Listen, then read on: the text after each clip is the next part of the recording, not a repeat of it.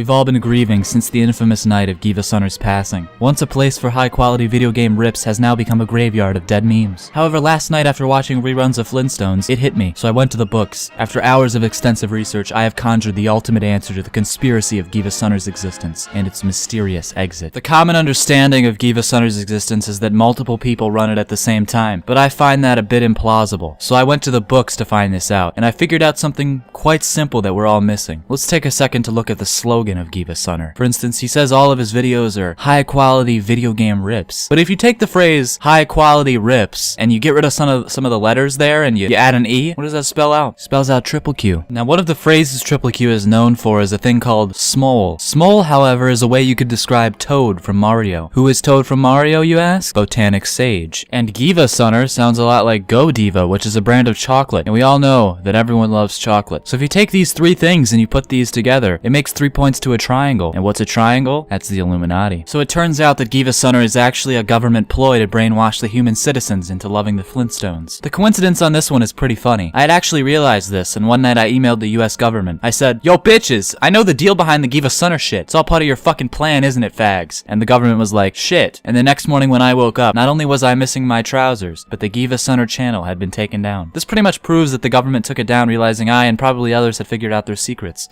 But that's not all. If you go to GiivaSunner's page, at the current moment he has 156,575 subscribers. If you go into the Google search bar and you search this, the second thing that comes up is a document called International Narcotics Control Strategy Report. This document actually explains the complete control over US society using narcotics. This is dated back in 2011, and if you were to go check GiivaSunner's actual page, you can see that he started in 2010, only a year before. A coincidence? I think not, GiivaSunner. If that's even your real name. In fact, evidence suggests that GiivaSunner is not the real name of this user. In fact, if you take a closer look at the icon of GiivaSunner, you notice that the distorted colored pixels form the shape of a triangle. If you look at Fred Flintstone's fucking jacket, there's a bunch of triangles on there, isn't there? That's right. GiivaSunner's real name is Fred Flintstone. If you had ever heard one of the GiivaSunner mashups that they had made, it was obvious that Fred Flintstone was a giant influence. The big cocksucking fucker wouldn't stop inserting his own theme song. So who is Fred Flintstone? Well, I was searching images of Fred Flintstone on Google, and I scrolled really far down, and I found a picture of this Geodude. I don't know why it's there, but I thought to myself, Geodude, rock-type Pokemon, Dwayne The Rock Johnson. So I searched Dwayne The Rock Johnson, and I found out, wow, he looks a lot like Barack Obama. And Barack Obama? He's our US president. That's right, it all goes around in a big fucking circle, guys.